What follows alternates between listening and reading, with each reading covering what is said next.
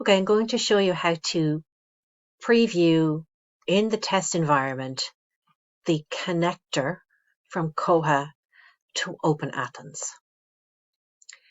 If you Google OpenAthens debug mode and use the first result, we'll get to the help page on OpenAthens. The first thing you need to do is load debug mode into your browser.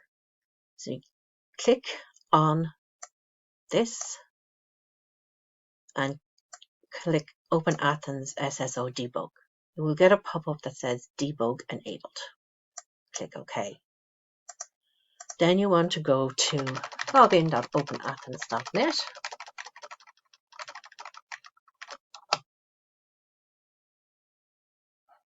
Click on login. Click on login to my Athens. Select sign in with OpenAthens.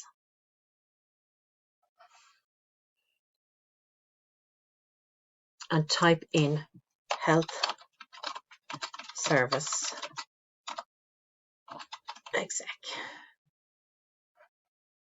You will know if it's done correctly if when you hover over Health Service Executive Ireland, you see a prompt that says sign in on the right.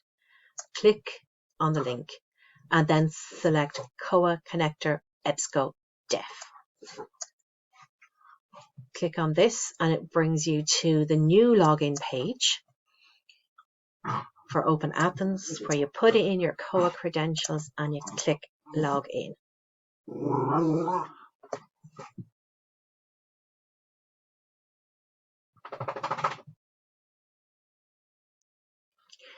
Because you are logged into the test service, you will see this additional info.